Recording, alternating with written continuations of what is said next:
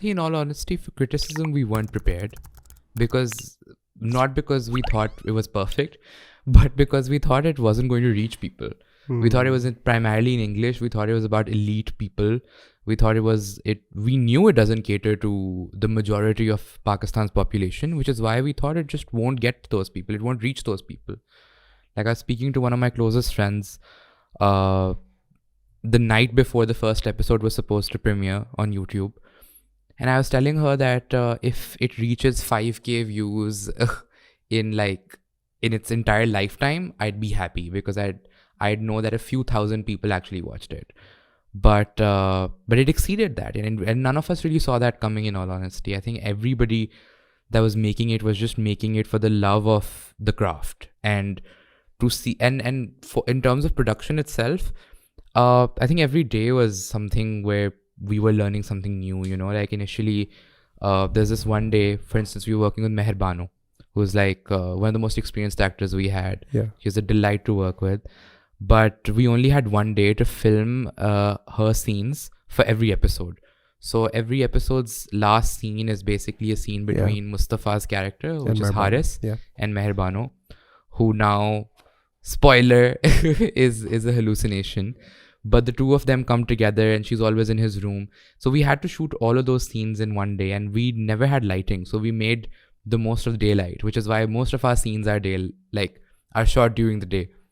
So we had this one spotlight that I would hold and direct and call action and then call cut, which is why the lighting's off as well. So I think every aspect of filmmaking itself, we'd learned through the process of filming, So I don't think we were prepared. I don't even think I was prepared when I was writing it, Right. Like in terms of dialogue or structure, but I just knew that I had to do it, if that makes sense. Yeah, and just to follow up on that, so part of what you said is that, or one of the first things that you said in response to the question was that you didn't really expect the people would watch it because it wasn't really relatable to a lot of people.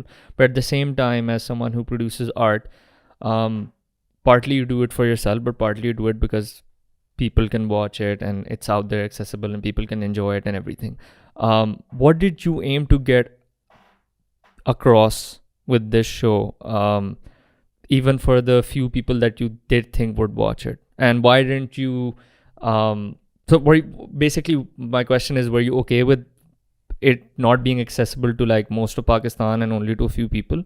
And to those few people, what did you want to get across? And this is coming from the guys who do a podcast mostly in English, by the way. We are kind of the similar mindset as well, but we want to understand. But you get what I'm saying, right? Like when you speak in English, you know that it won't reach I know beyond a certain point. But obviously you had something in mind कि जो मैंने निकाला है उसका बड़वा I think wanna for get across. anything I write, it's primarily because I genuinely feel like it's a story I want to tell.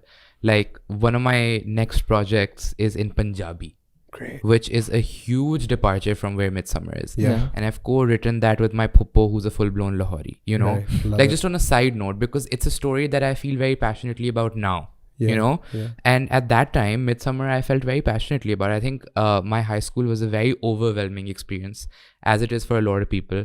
I think coming of age is in Pakistan, and particularly if you're in Islamabad, and if you're in that sort of culture, right?